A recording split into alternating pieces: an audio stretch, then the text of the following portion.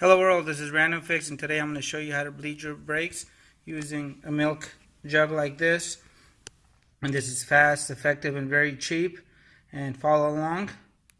I have a link below on how to make the milk jug if you're interested as well. Before you start bleeding the brakes, you want to make sure that this is somewhat loose. Come over here, clean this up with a clean rag. Make sure you don't get any contaminants inside the brake fluid reservoir. And now I'm going to go ahead and suck out whatever is left in here. So in order to get access to the fluid, I'm going to reach in here. My hands are clean. You want to make sure your hands are clean and grab a little filter out of here. And you can tell on camera my fluid is a little dark and needs to be changed. If you look at the meter right here, that light just went off, the second one. So it's got a little water. I can tell it's a little mucky. The original fluid is probably about 4 or 5 years old. And before you start throwing this dirty fluid through your system here, I'm going to go ahead and suck this out. You could use a turkey baster. You can use whatever you got. And you want to make sure you don't get too much and take a chance of getting air, any air in here. If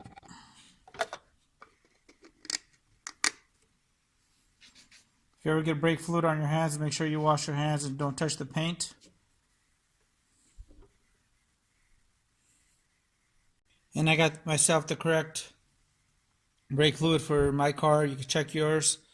And sometimes on the cap, it'll actually tell you what kind of brake fluid you can use. And you always want to make sure that that seal is there. This stuff doesn't take too well on the shelf. And do not buy this in bulk. As soon as you open this, you want to try to use it as soon as possible. And go ahead and fill this up. I'm going to overfill mine a little tiny bit because I'm going to bleed it all out anyway.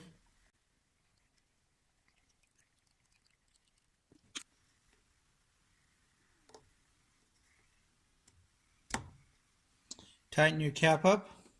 Alright, whenever you're bleeding the brakes, you want to bleed the brake that's actually furthest from the master cylinder. On this car, it happens to be the passenger rear. And you're going to want to go ahead and remove the bleeder valve cover, which is right back here. And this vehicle has one of the most unusual, smallest bleeder valves. So I had to find this little nipple that fit on here. I happen to have it. And it just slides on. And I have my bleeder bottle right there. And you want to make sure there's an upward tilt. I'm going to go ahead and open this up.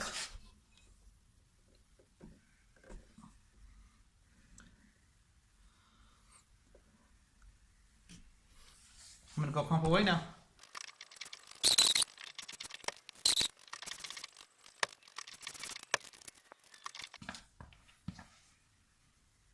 Alright, that brake fluid is good.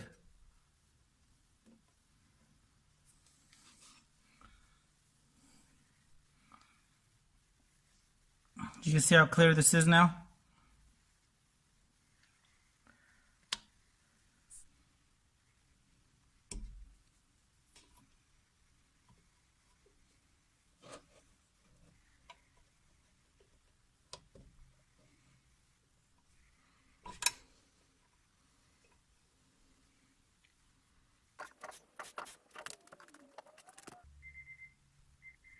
Alright, that fluid is clean now. Put your cap back on. Here's a tip to make sure you don't get any contamination and additional water in your brake fluid. You want to put the reservoir cap on as soon as you're done with your testing.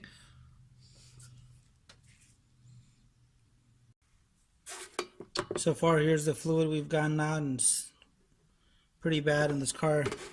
It's a 2013, so it's not that old. Alright, don't crack that too much.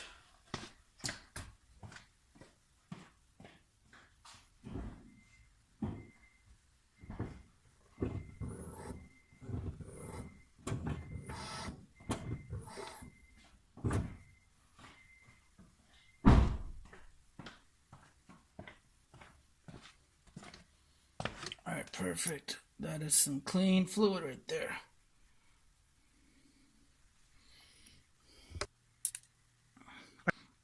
I have seen people crack the bleeder valve too much and air actually escapes in there.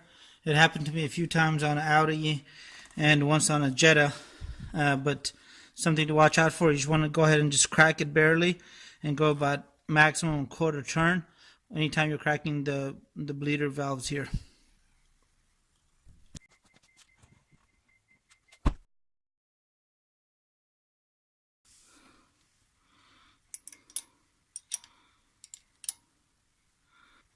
The seal is actually not sitting on here too well on this one, so I'm going to go ahead and tighten it down.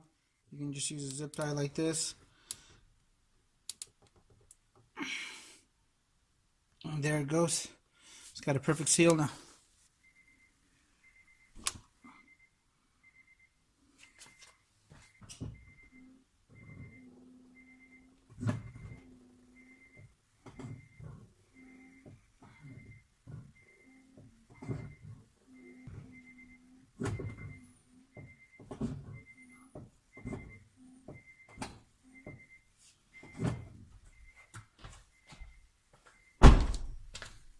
Voila, clear brake fluid.